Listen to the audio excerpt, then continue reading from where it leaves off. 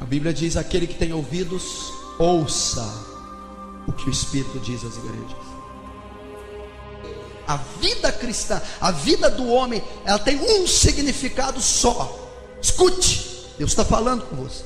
A sua vida na terra tem um significado e um propósito só, e um dever, um só: amar a Deus sobre todas as coisas. Nós temos ouvido muita palavra fogo, se ouve em todo, fogo que sobe, fogo que desce. Tem se ouvido muita palavra glória, ou glória, glória a Deus e glória. Tem se ouvido muita palavra prosperidade. Tem se ouvido demais a palavra bênção. Tem se ouvido demais a palavra promessas de Deus. Mas não tem se ouvido a maior palavra que representa, simboliza e se identifica com o Evangelho, com a pessoa de Deus e com a Bíblia. Não tem se ouvido a palavra amor. E toda a Bíblia, toda a lei se resume em amor. O maior mandamento da Bíblia é amor. A Bíblia diz que Deus é amor. A própria Bíblia é uma carta de amor, está alicerçada em amor. E não temos ouvido. A igreja não tem sido ensinada e não tem aprendido o que é amar a Deus. Eu não estou dizendo nem do dever de amar, eu estou dizendo que nem sabe que tem que amar. Nós temos falhado. Nós não temos sequer entendido o que é amar a Deus. Quanto mais estar amando Ele. Entenda que de tantas leis, o mais importante não é temer, não é obedecer. O mais importante não é cantar para Ele, não é pregar, não é ler a palavra. O mais importante não é ter os cargos. A coisa que Ele requer de mim, de tantas que eu dou e posso dar, não são essas. A coisa que Ele mais requer de mim é amá-lo. Escute, tente entender o que o versículo exige. O maior sentimento que um homem pode ter para com outro, ou para com qualquer outra coisa, o maior sentimento que você é capaz de expressar, você homem de carne e osso, mulher, o maior sentimento que você pode expressar é amor. E o maior sentimento que você pode expressar é o que Deus deseja e requer que você expresse a Ele: ame-o.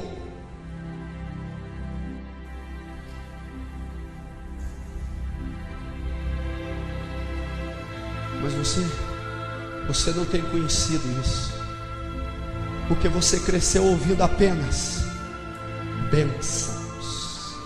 Você entende e subentende que um Deus existe só para te abençoar, que você é um coitado e que Deus é o maior Papai Noel do século.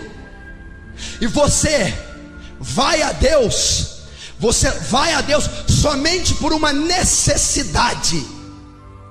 Você só tem ouvido que Deus dá, que Deus cura, que Deus prospera, que Deus liberta, que Deus batiza com o Espírito Santo. Então a sua mente está afetada por uma doutrina egoísta de petição. E nós não encontramos isso na Bíblia como fundamental.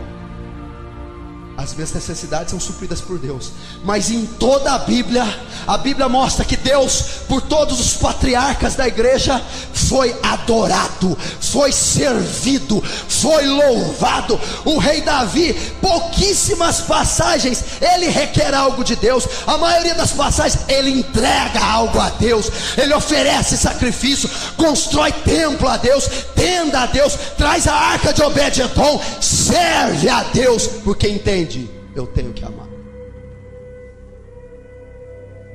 Mas temos falhado. A geração desse século está ensinando errado, está desviando o foco da igreja, está fazendo de uma igreja, de um cristianismo que não conhece a Deus, que não tem sentimento algum por Ele, que nem entende que necessita amá-lo e muito menos o ama. Você já imaginou se naquele último dia, porque a morte já tem te beirado e me beirado, somos seres mortais, estamos sujeitos à morte, a doença, um acidente de carro, um infarto fulminante, pode nos levar a qualquer momento. Essa é uma certeza que você tem, morte. E se Deus olhar nos teus olhos e dizer: sequer você conhecia esse mandamento, apartai de mim, porque você nunca me amou.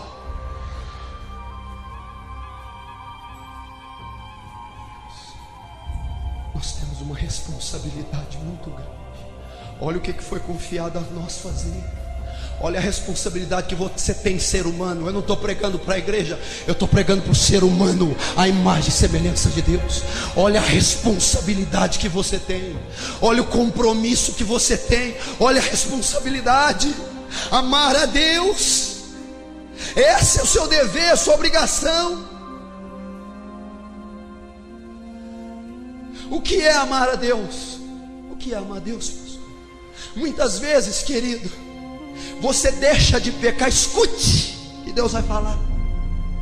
Você deixa de pecar por medo da consequência do pecado. Isso é medíocre, isso é fétido. Você deixa de pecar porque vai pregar no dia seguinte, porque vai subir no altar. Você não peca por causa da responsabilidade. Que conversa é essa? Coisa medíocre é essa? Sabe o que é amor? Eu não peco, não é pela minha obrigação para com a igreja. Eu não peco com medo da consequência do pecado. Eu não peco por amor a Deus, por respeito àquele que tudo por mim executa. Isso é nobre, isso é amar. Não pecar por medo da consequência do pecado não significa nada para Deus. É não pecar porque eu amo, porque eu entristecerei o seu espírito, porque eu ferirei a sua palavra, porque eu vou macular a sua santidade. Eu amo. Aquele que ama a Deus, quando é tentado ao pecado, diz: eu não posso fazer isso com meu Senhor, eu não posso fazer isso com meu Deus. Não, eu não vou pecar porque eu amo. Eu tenho um relacionamento com Ele. Eu tenho um pacto com Ele. Eu amo. Tem gente que não peca por medo de ir ao inferno. Se eu pecar, eu vou para o inferno. Vou morrer no lago de fogo, habitar com demônios. Ai, eu tenho medo do inferno, por isso que eu vim para a igreja. Que coisa medíocre. Eu não amo, eu não sirvo a Deus, não é com medo do inferno. Eu sirvo a Deus, você deve servi-lo com desejo de ir ao céu. Você não serve Ele com medo da ira, mas você serve querendo conhecer o amor. Isso é amar. Escuta o que eu vou falar pelo Espírito Santo. Só vai para o céu quem amar a Deus. Não. Aquele que me ama, primeiro, conhece a minha palavra, sabe o que eu exijo dele. Segundo, obedece a minha palavra. Então, se você não conhece nada de Bíblia, você não ama a Deus. E se você conhece, mas não pratica nada que conhece, também não ama. Ama a Deus, mas não tem caráter renovado, não tem mente transformada, não anda nos estatutos de Deus, não é uma pessoa transformada pelo poder do Evangelho, pelo Espírito Santo, não ama. Mas os olhos de Deus estão voltados lá, naquele banheiro quando está tomando banho, naquele telefonema imoral, naquela mensagem imunda, naquele site imundo, naquele lugar que ninguém entra, nem o Espírito Santo, que está infestado de demônio. É lá que você é provado se ama a Deus. É no seu coração mau e corrupto, que julga, que condena, que cobiça, que se ira com as pessoas. É aí que ele julga. Quando eu começo a estudar a Bíblia, conhecer o caráter de Deus, olhar para Jesus e ver que Jesus expressava o amor de Deus, quando eu começo a orar Orar. O que a oração mais profunda faz? O contato se avança mais um pouco. Eu começo a sentir a Deus. Eu começo a sentir o calor de Deus, a fragrância de Deus.